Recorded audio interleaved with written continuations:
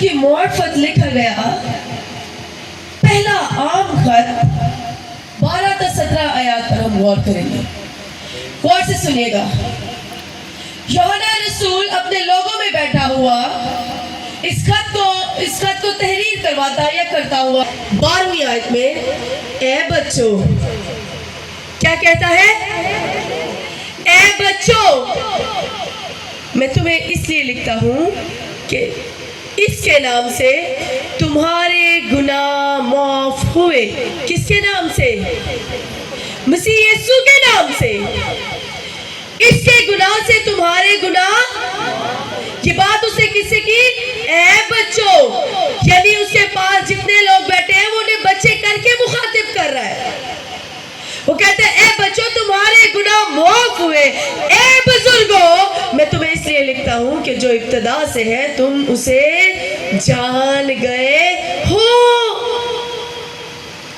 बुजुर्गों, जिंदगी का जो हिस्सा आप गुजार रहे हैं, आप जान गए हो मसीह को, आप पहचान गए हो मसीह को। ये खुशखबरी है आपकी जिंदगी में। अब इमेच्योरिटी से बाहर आ जाओ, तुम मसीह में निजात याफ्ता हो। फिर लिखा है ए जवानों। क्या लिखा है? जो अपने आप को जवान समझते वो बोले ए जवानों। और नब्बे मैं पढ़ा, मैं तुम्हें इसलिए लिखता हूं कि तुम उस शरीर पर गालिब आ गए हो। क्या हो जवानों? शरीर पर तुम क्या कर चुके हो? गलबा पा चुके हो, गालिब आ चुके हो। खुशखबरी का पैगाम यूहन्ना रसूल दे रहा है बच्चों, बुजुर्गों और जवानों को। कहता है ए लड़कों, मैंने तुम्हें इसलिए लिखा कि तुम बाप को जान गए हो। ए बुजुर्गों, मैंने तुम्हें इसलिए लिखा कि जो इब्तिदा से है उसको तुम जान गए हो। ए जवानों, मैंने तुम्हें इसलिए लिखा कि तुम मजबूत हो और खुदा का कलाम तुम में कायम रहता है। तुम उस शरीर पर गालिब आ गए हो। अभी हम यहाँ तक 14वीं आयत तक ही गौर करेंगे, आगे हम फिर चलेंगे। खुदावंद के पाक कलाम में हमने यूहन्ना रसूल की अंजील उसका दूसरा बाब 12 से 14 आयत पर हमने गौर किया। और आपको मैं ये बताती चलूं कि उसके खत की ये जो 12 से 14 3 वर्सेस है ना, ये उसके खत का मरकजी पैगाम है। यूहन्ना रसूल एक खूबसूरत बात करता हुआ नजर आता है, जिंदगी के तमाम दर्जात को टच करता हुआ नजर आता है। मैं डिफरेंट स्कॉलर्स को पढ़ रही थी, कोई कह रहा था कि शायद यूहन्ना रूहानी लेवल्स की बात कर रहा है, बच्चों, बुजुर्गों, नौजवानों की। और कुछ स्कॉलर कहते हैं no, he was with his audience. वो अपनी ऑडियंस के साथ बैठा था, जिनसे वो बात करता था, अपने लोगों के साथ बैठा था। तो वो मुखातिब है अपने लोगों के साथ। वो बड़ी खूबसूरत बात करता हुआ कहता है, मोस्ट ऑफ द टाइम्स हमारी जिंदगी में क्या होता है, हम सिर्फ गुनाह के बारे में ही प्रीच करते रहते हैं। गुनाह ये, गुनाह वो, गुनाह ने ये कर दिया, गुनाह ने वो कर दिया। असली अल्लाह को गुनाह को प्रीच कर देना कि निजात याफ्ता लोग भी समझने लग पड़ते हैं मैं अरे गुनहगार हूं। वेरी नेसेसरी कि हम गुनाह के बारे में प्रीच करें, लेकिन इट इज इमेंस इंपॉर्टेंट, ये बहुत ज्यादा जरूरी है कि हम लोगों को ये भी बताएं अगर तुम निजात याफ्ता हो तो तुम मसीह को जान गए हो। मूव फॉरवर्ड, नेक्स्ट स्टेप की तरफ बढ़े। अब तुमने निजात को ले लिया है। ये इंसान है जो मसीह को बार बार पकड़ता और बार बार छोड़ता है, बार बार पकड़ता और बार बार छोड़ता है, मगर वो मसीह है जब वो पकड़ लेता है, जब वो निजात दे देता है, फिर वो कभी नहीं छोड़ता। गुनाह आ भी जाए ना तो उसे यीशु के नाम में रफा दफा करके अपनी जिंदगी से कि मुझे अब मसीह ने थाम लिया है। मसीह के हाथ वो हाथ है जो पकड़ ले, जो जब निजात दे दे, जो जब निजात का तजर्बा करा दे, तो फिर वो कभी नहीं छोड़ते। वो ऐसा मजबूत पकड़ते हैं। वो आपने मिसाल सुनी थी ना, दो बाप बेटा जा रहे होते हैं, तो रास्ते में एक नदी आती है, नदी के ऊपर एक पुल होता है। तो बेटा बाप से कहता है, तू मेरा हाथ छोड़ दे। वो अपने बाप को उसका हाथ पकड़ लेता है कि बेटा तो छोड़ सकता है लेकिन बाप नहीं छोड़ सकता। बेटा कहते हैं, ऑलरेडी बेटे ने अपने बाप का हाथ पकड़ा होता है, तो बेटा कहता है, हाथ फड़ के भी कहते हैं अपने प्यो नू, पापा आप मेरा हाथ पकड़ लो। तो बेटा कहता है, प्यो कहता है, बेटा ऑलरेडी तो मेरा हाथ पड़े है। तो वो उसको आजमा रहा होता है, कहता है नहीं पापा आप मेरा हाथ पकड़ो। कहता है क्यों? कहता है मुझे पता है जब मुश्किल आ गई ना, मैं तो अपना हाथ छुड़ा लूंगा, मगर आप बतौर बाप कभी मेरा हाथ नहीं छोड़ेंगे।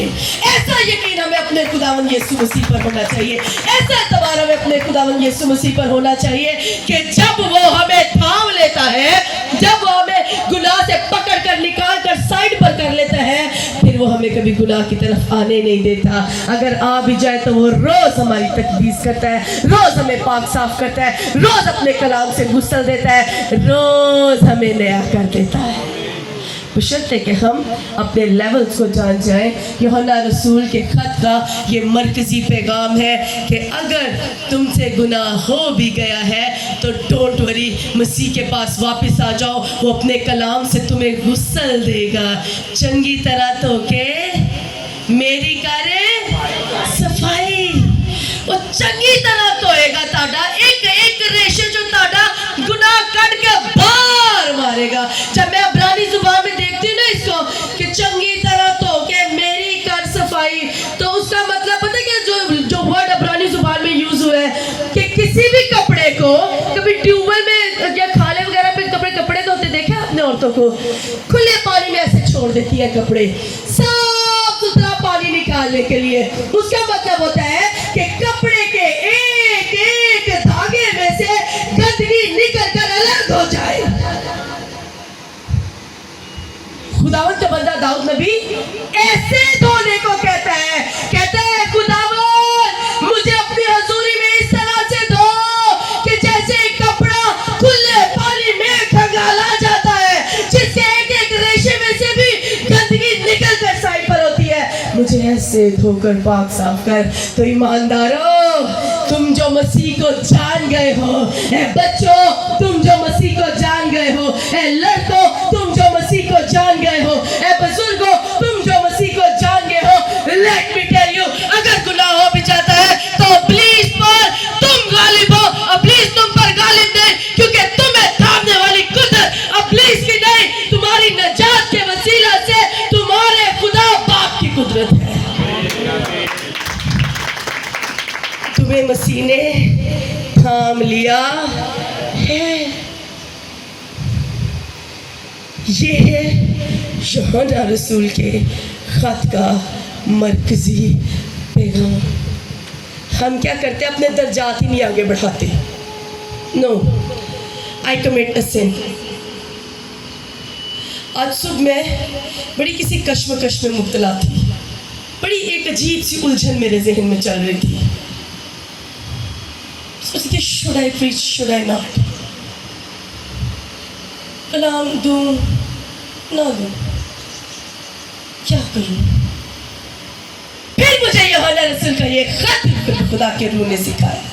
उसने बताया कि पहले खत की दूसरे बाब की 12वीं ता 14वीं आयत कहती है तुम मसीह को जान गए हो, और मैं जो जानती हूँ मसीह के बारे में वो ये है कि वो मेरी गलतियों, गुनाहों, खताओं की रोज तकदीस करता, अपने कलाम से गुस्ल देता, मुझे बहाल करता है और मुझे शाद करता है। मैं कलाम सुनाऊंगी। काश कि हम इसके साथ गुस्ल लेना सीख लें। साथ क्या करना सीख लें? गुस्ल लेना सीख लें। खुदा ने आपको थामा है, चले हो तुम मसीह के साथ रास्ता सकड़ाया थे। मसीह ने कहना मेरा हाथ फड़ ले, मेरा ते हाथ छुट जाना ही। ਜਦੋਂ ਕਿਸੇ ਨੇ ਮੈਨੂੰ ਆਫਰ ਕਰਾਈ ਨਾ ਕੋਈ 2 ਲੱਖ ਦੀ ਤੇ ਮੇਰਾ ਹੱਥ ਉੱਥੇ ਹੀ ਰਹਿ ਜਾਣੇ ਤੂੰ ਫੜੀ ਰੱਖੀ ਬਸ ताकि खुदा दा पाक जो मैनू कहे no you are doing wrong. जब आपके अंदर से हल्की सी आवाज़ आए ना कोई काम गलत करने लगे तो हल्की सी आवाज़ है स्टॉप ये गलत है। आती है ऐसी हल्की सी आवाज़ किस किस को आती है? मुझे तो बड़ी दफ़ा आती है गल गल ते आती है। असी उस गल उस खूबसूरत आवाज़ की करने अपनी ज़िंदगी चो एक्साइटेड तू ज़रा एक्साइटेड हो या तो मैनू मेरा काम कर लेंगे। लेकिन जो सुन लेता है उस आवाज़ को जो सुनता है उस आवाज़ को जो मानता है उस आवाज़ की जो वफादारी करता है उस आवाज़ के साथ उसका हाथ कभी नहीं छूटता और उसका मसीह कभी उससे दूर नहीं होता। अब आ जाए 15 से 17 आयत पर। हमने यूहन्ना रसूल के खत की मरकजी आयत पर गौर किया। 16 आयत क्या कहती है? अब यूहन्ना रसूल कहता है बुजुर्गों से बच्चों से जवानों से लड़कों से मुखातिब होने के बाद क्या कहता है? ना दुनिया से मोहब्बत रखो ना उन चीजों से जो दुनिया में है। फिर से पढ़ना चाहेंगे गौर करना चाहेंगे? मैं जरूर पढ़ना चाहूंगी। फिर से पढ़े एक आवाज होकर पढ़े ना दुनिया से मोहब्बत रखो। आसान है कौन कहता है यस? ना दुनिया से क्या ना रखो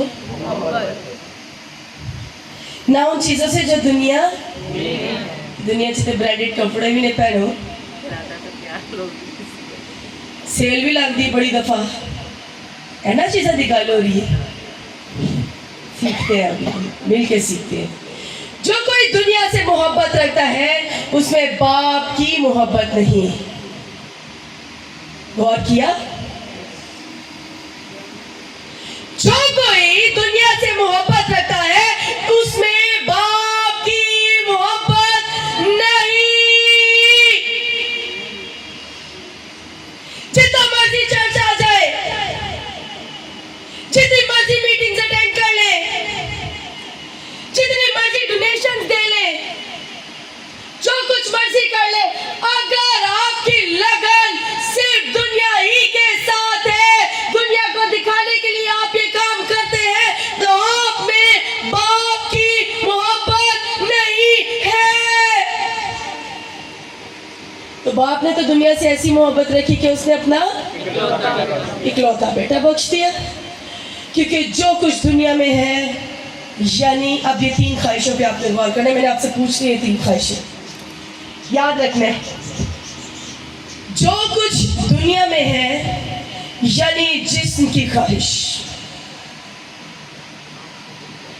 और आंखों की ख्वाहिश और जिंदगी की शेखी वो बाप की तरफ से नहीं बल्कि दुनिया की तरफ से है। दुनिया और उसकी ख्वाहिश दोनों मिटती जाती हैं लेकिन जो खुदा की मर्जी पर चलता है वो अब तक क्या रहेगा? खुदावन के पाक कलाम का पढ़ा सुना जाना हम सब के लिए बाइस से बरकत हो। लिखा है जो कोई तुम दुनिया से मोहब्बत ना रखो। लेकिन खुदा कहता है खुदा ने दुनिया से मोहब्बत रखी। What does it means? हमें खुदा कह रहा है दुनिया से मोहब्बत ना रखो लेकिन खुदा ने दुनिया से मोहब्बत रखी। दुनिया से मुराद क्या है? मैं आपको बताती चलूं कि यहां पर उस दुनिया की बात हो रही है जिसकी इखलाकियात और रूहानियत खुदा के मुतजाद है और जिसके निजाम में बेईमान और गैर निजाता लोग फंसे हुए हैं। उस दुनिया की बात कर रहा है खुदा जिसमें उसके लोग बेईमानी और गैर नजात याफ्ता होने की वजह से फंस कर रह गए हैं। उस दुनिया से खुदा ने मोहब्बत रखी। यानी खुदा गुनाह से प्यार नहीं करता, खुदा गुनाह को पसंद नहीं करता, उसकी आंख बदी को देखती नहीं है, उसको रत्ती भर भी गुनाह पसंद नहीं है। मैं कहनी हाँ, अगर गुनाह का एक शोशा छोटा या एक डॉट भी आ जाए ना ईमानदार की जिंदगी च, खुदा की हजूरी की होती है, जाती रहती है। और दाऊद ने भी, अभी हम गीत गा रहे थे ना समीर भाई के साथ मिलके, और ते नच नच खाक उड़ाई जाता है। जब मैं इसकी वीडियो देखती आप यकीन करें मेरा अपना हौसला निकला है। लिटरली वो दीवानों की तरह नाच रहा है। मैं और पास्टर बैनी देख रहे थे ये वीडियो, बिल्कुल दीवाना होकर नाचता है। क्यों नाचता है? क्योंकि वो अहद, उस वक्त अहद का संदूक जो था ना, वो खुदा की हुजूरी को प्रेजेंट करता था। किसको प्रेजेंट करता था? खुदा की हुजूरी। तो अहद का संदूक ले जान दिया सी। क्या हम खुदा की हुजूरी के लिए इस तरह से नाचते हैं? हम तो दुनिया के ही होके रह जाते हैं। दाऊद नबी इस दुनिया में भी खुदा की हुजूरी का ऐसा भूखा, ऐसा प्यासा था, इतनी उसको तलब होती थी खुदा की हुजूरी की। जब उसे बदसबा का गुनाह हुआ, गिड़गिड़ा के रोया। वो गुनाह जिसका नतीजा मौत था, उस गुनाह को उसने अपने रोने और अपने गिड़गिड़ाने और माफी मांगने की वजह से माफ करवा लिया था। क्या हम उसकी प्रस्तिश, उसकी हुजूरी इस तरह से करते हैं एंजॉय? दाऊद नबी हर जगह जहां भी देख लो ना, और कहते हैं मुझसे जुदा ना हो खुदावन, मुझसे अलग ना हो खुदावन, मुझे छोड़ना खुदावन, तू मेरे साथ रहे खुदावन, मैं तेरी हुजूरी का भूखा और प्यासा हूँ खुदावन। क्या मैंने कभी ऐसे पुकारा मसीह को? मैं तो जाती हूँ पूरी शॉपिंग लिस्ट लेकर खुदावन की हुजूरी में। क्या कभी जाके कहे खुदावन प्लीज मुझसे अलग ना हो, तेरी हजूरी है तो सब कुछ है, अगर तू नहीं तो कुछ भी नहीं। क्या उसकी हजूरी होगी तो वो आपको भूखा रहने देगा? क्यों भाइयों, आपके बच्चों को भूखा रहने देगा वो? उसकी हजूरी होगी तो क्या आपके तन पर कपड़ा ना होगा? उसकी हजूरी होगी तो क्या आपकी जेब खाली होगी? हर एक चीज, ईमानदार की बरकत, ईमानदार की प्रेजेंस, ईमानदार का रुख, ईमानदार का किरदार तभी नुमाया होता है जब वो उसकी हुजूरी में रहता है। उसकी हुजूरी के बगैर कोई बरकत नहीं है। कौन सी दुनिया से खुदा ने मोहब्बत रखी? जिसके निजाम में गैर निजात याफ्ता और बेईमान लोग फंसे हुए हैं। खुदा ने ऐसे लोगों से मोहब्बत रखी, गुनाह से मोहब्बत ना रखी। खुदा इनके लिए उसने अपने इकलौते बेटे को बख्श दिया। फिर लिखा है क्योंकि जो कुछ दुनिया में है, यानी जिस्म की ख्वाहिश। अब हम 3 बुरी ख्वाहिशों पर, पहले हमने दर्जात पर गौर किया, अब हम 3 बुरी ख्वाहिशों पर गौर करेंगे। जिस्म की क्या करनी, क्या है जी ये? किसकी ख्वाहिश है? हमारी ख्वाहिशात पर। आज मैं आपको एक बात बताती चलूं। हमें लगता है कि हम जो भी काम करते हैं, अगर हम मोबाइल देख रहे हैं और उसमें हमने कोई बुरी चीज देख ली है तो that is not a sin, हमारी आंख के आगे आ गई।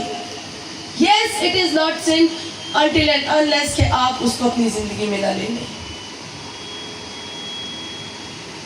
काश के हम जिस्म की ख्वाहिश से बाहर आ जाएं। आज नौजवान कौम, आज नौजवान लोग जो कि हमारी मसीहत के पिलर होने चाहिए, वो इस जिस्म की ख्वाहिश में बुरी तरह धंस कर रह चुके हैं। मैं तो अक्सर कहनी मोबाइल ने बेड़ा गर्क कर देता है लोगों का। मोबाइल ने की कर देता है, बेड़ा गर्क कर दिया इसने।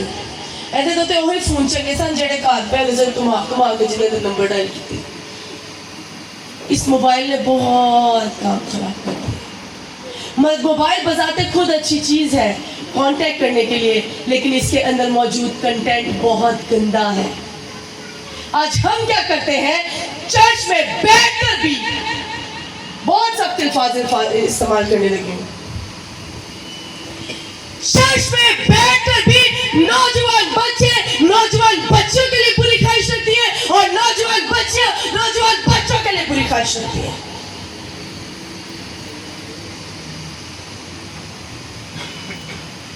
जो ऐसा करता है बाप की मोहब्बत उसमें नहीं है, वो बाप से नहीं, वो इब्लीस से है। उसी यीशु ने पहाड़ी आवाज में देखने से मना नहीं किया, उसने कहा जिस किसी ने बुरी ख्वाहिश से देखा वो ज़नात कर चुका, वो बदी कर चुका। जिस भी बात पर इविल इन्फ्लुएंस हो जाता है, हमारा बुराई का असर हो जाता है, वो गुनाह के जिम्मे में आ जाती है। मोबाइल खुद बजाते खुद गुनाह नहीं है, लेकिन इसके ऊपर इन्फ्लुएंस बुराई का है, इससे जो असर पैदा होता है वो बुराई है। जब हम इसके कंटेंट को देखते हैं और वो हमारे लिए गुनाह का जिम्रा पैदा करती है। जिस्म की ख्वाहिश से बाहर आ जाए।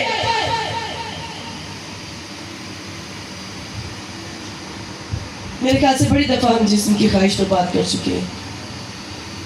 आगे लिखा है और आंखों की ख्वाहिश, और किसकी ख्वाहिश? हवा ने क्या किया था? हवा ने क्या किया था?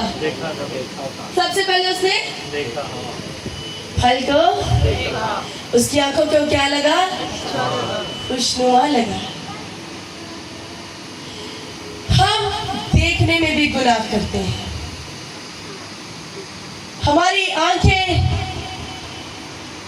भूखी होती हैं। सानू लगता है साडा सिर्फ पेट ही भूखा है। हमें लगता है सिर्फ हम पेट के ही भूखे हैं, लेकिन हमारी आंखें भी भूखी हैं। शादीशुदा लोग, कलाम में मैंने आपको दो तरह के गुनाह बताए थे। पहला कौन सा था? ज़नाकारी, और दूसरा हरामकारी। जो शादीशुदा होकर भी बुरी आंख किसी पर रखता है या रखती है, वो हरामकार है।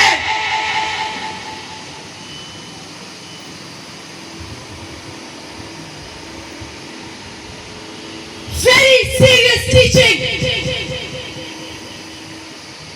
हमें लगता है हम बस पेट के ही भूखे हैं, मेरी आंख भी भूखी है, क्योंकि ये शादीशुदा होने के बाद भी रजती नहीं है।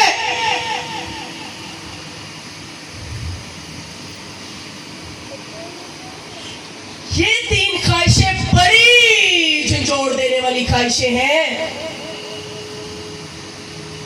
I don't know about you, मुझे नहीं पता आप कहां पर है अपनी जिंदगी के दर्जे में। अजय बच्चे जे, बुजुर्ग हो गए जे, जवान जे, लड़के जे की जे, रूहानी लेवल ताड़ा की, I don't know। मेरा काम है आपको टीचिंग देना, मैं टीचिंग दूंगी। आप अपने खुद बहुत अच्छे जज हैं। मैं आपको यहाँ पर जज करने नहीं बैठी, मैं सिर्फ आपको टीचिंग दे रही। हमारी आंखें नहीं रचती, बुरी ख्वाहिश रखती है। और आपको बताती चलूं, रूमिंग ऑफ एन आई, आंख का इधर उधर देखते रहना ना गुनाह को जन्म देता है। इसके बारे में आपको एक टीचिंग देती हूँ, बड़ी खूबसूरत, आपको अच्छी लगेगी ये बात, आपको समझ भी आएगी ये बात। आंख का 5 बार देखना क्या है? पहली लुक अनइंटेंशनली होती है। क्या होती है? आप बगैर किसी इरादे के किसी को देख लेते हैं, दैट इज फर्स्ट लुक। ठीक है, कोई चर्च में एंटर हुआ है या कहीं भी हैं आप, आपके घर में एंटर है या रास्ते में जा रहे हैं, रास्ते में से गुजर आपने देख लिया, दैट इज अनइंटेंशनली। नजर है, किसी पर भी जा सकती है। लेकिन दूसरी नजर इंटेंशनली होती है। आपने देखा, आपको अच्छा लगा, कुछ जागा अंदर, Really? Rooming of an eye. First look unintentionally. Second look is for appreciation. मुझे अच्छा लगा. तीसरी लुक आपकी, जब आप तीसरी बार भी किसी को देखते हैं तो वो आपको आजमाइश में मुब्तला कर देती है. चौथी लुक आपकी उस आजमाइश में ले जाती है और पांचवी लुक आपकी आपका बेड़ा गर्क कर देती है, आपकी रूहानियत का बेड़ा गर्क कर देती है, आपको मसीह से दूर ले जाती है, आपको हरामकारी में ज़िनाकारी में मुब्तला कर देती है. यूहन्ना रसूल यहाँ पर कितने सीरियस नोट पर बात कर रहे हैं, गौर किया आपने? कैसी ख्वाहिश है? मैंने लगता है मैं बस पेट दा ही भुखा, मेरिया ते अखां भी भुखियां ने, ऐ सूदा नहीं हुंदियां. गड्डी सिग्नल ते खलोती है, क्यों भाईओ अंदर तिकर सी वेखना. केड़ी बाजी गड्डी चला रही हुई, बाजी कितनी स्टाइलिश है. रियली मैंने बड़ी दफा देखी, बाजी लंघ भी गई है ना ते भाइयों ने आगे गड्डी ते पीछे ऐसे करके देखना. रियली कितनी अच्छी पैंट पाई सी ते बुढ़ी बेचारी पीछे उंजी लूसन नहीं होती, पीछे की देख रहे हैं. रियली आगे देखो वहां पीछे की मेरी माँ भाई जी तुसी. रियली मैंने बड़ी दफा लोगों को ऐसे बात करते देखे हैं. सॉरी टू से. फिर ऐसे करते दोनों मियाँ बीवी की क्या होती है, लड़ाई हो जाती है और क्या होता है, गुनाह जन्म ले जाता है. फिर शौहर अपना गुनाह एक्सेप्ट नहीं करता, कहता तू बोल किस तरह रही हो. Is this a way to talk with me? So is this a way you're looking at her? तेरी आंख नहीं रचती, तेरी आंख नहीं रचती. क्यों अपनी आंखों को खुदा के पाकों के कंट्रोल में नहीं देते हम लोग? क्यों हम गुनाह पे गुनाह करते जाते हैं? क्यों इस ख्वाहिश को जो यूहन्ना रसूल के खत में है अपने ऊपर गलबा पाने देते हैं? गौर करना आज के कलाम पे, तुहानू सीधा कर देगा जो तुसी अमल करोगे. बहनों ते भराओ दोनों. कलाम यहाँ पर ये नहीं बयान करता मैं बहनों से बात कर रहा हूँ या भाइयों से बात कर रहा हूँ, वो नस्ल इंसानी से, बशरियत से बात कर रहे हैं. फिर लिखा है आखिरी ख्वाहिश, जिंदगी की शेखिया. मेरी बड़ी फेवरेट ख्वाहिश थी. जिंदगी की क्या? इसके बारे में जब मैं यूनानी लोग देख रही थी ना तो वो था एलाजूनिया. हाँ एलाजूनिया, जिसका मतलब है अपने पास मौजूदा चीजों के बारे में शेखी बगाड़ते रहना. सर जी इसी तरह देख लो, हर संडे ब्रांडेड कपड़े पा के अपने पांदा पूरे चर्च साढ़े वर्गा कोई सूट.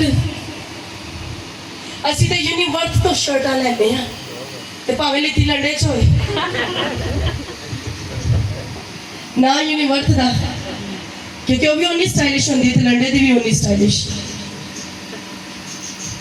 लिखा है और जिंदगी की शेखी वो बाप की तरफ से नहीं बल्कि दुनिया की तरफ से है. अपनी मौजूदा चीजों की शेखी भगाना छोड़ दे अगर बाप से बरकत को लेना है तो. गाड़ी बड़ी आ गई है तो ये खुदावन की बरकत है. घर बड़ा हो गया है तो ये खुदावन की बरकत है. पैसे ज्यादा हो गए हैं तो ये खुदावन की बरकत है. उम्र की दराजी मिल गई है तो ये खुदावन की बरकत है. सेहत की सलामती है तो ये खुदावन की बरकत है. 2 बेटियां 2 बेटे हैं तो ये खुदावन की बरकत है. 1 बेटी भी है तो ये खुदावन की बरकत है. शेखी बगाना छोड़ दे. जिजोड़े अपने आप को लेवल देखे कि मैं आज बच्चा ही थे नहीं रूहानी तौर पे शेखियां मारदा फिर शौकिया मारने में बड़ा शौक है. लिखा है कई बार हम बहुत सारी चीज़ों को इसलिए मांगते हैं क्योंकि हमें इसकी ज़रूरत है. इसलिए मांगते नहीं कि हमें इसकी ज़रूरत है, बल्कि इसलिए मांगते हैं कि हमारा स्टेटस अच्छा हो जाए, क्या हो जाए? स्टेटस अच्छा हो जाए। पास्टर रुबाब का मोबाइल देखिए जी कभी टूटा पिया है लिटरली। मैं ले सकती हूँ, आई कैन बाय आईफोन, लेकिन मैं नहीं लूंगी। जो तो गुजारा होने तो मैनू शोभा पर मुखांदी की जरूरत है। एवं लखा के कर्जे थले है जी, ਉਹਨੂੰ ही सही करा लांगी। एडी केड़ी गल है, जिदों तक चलता उदों तक ते चलाइए। पर अगर पास्टर रुबाब खुदा के हजूर में जाकर ये कहे, ऐ खुदावंद देख मैं तेरा कलाम सुनाने वाली हूँ, मुझे अच्छे कपड़े दे, देख खुदावंद मैंने सब लोगों के सामने खड़ा होना होता है, मुझे अच्छा मोबाइल फोन दे, जो मैं कटना हो तो लोग वेखने बहुत जी वाह पास्टर साहब को मोबाइल कितना अच्छा। नो, खुदा ऐसी दुआएं नहीं सुनता जो स्टेटस के लिए की जाए। खुदा वो दुआएं सुनता है जो जरूरत के लिए की जाए। काश कि हम अपनी जरूरतों को मांगे, अपने स्टेटस को नहीं। जब आपकी जरूरतें आसमान से पूरी होंगी, जमीन पर आपका स्टेटस यूं ही सर बुलंद हो जाएगा, क्योंकि आपको देने वाली जात कोई मामूली नहीं, वो बादशाहों का बादशाह है जो आपके लिए खुद मुहैया करता है। आपका स्टेटस आपका खुदावंद यीशु मसीह है। समझ आई? 3 ख्वाहिशें हमें कैसे सिन में लीड करती हैं। जिस्म की ख्वाहिश तो साडा की कर देती है, बेड़ा गर्क कर देती है। आंखें हमारी कभी नहीं रचती। काश हम इन आंखों को खुदा पाक के कंट्रोल में दे दें। और शेखी भगारे मत, अपने स्टेटस के लिए खुदा से मत मांगे, अपनी ज़रूरतों के लिए मांगे। आपका स्टेटस खुदा वैसे ही बुलंद कर देगा, क्योंकि वो आपका स्टेटस है। खुदा इस कलाम के वसीला से आप सबको बड़ी बरकत दे। God bless you.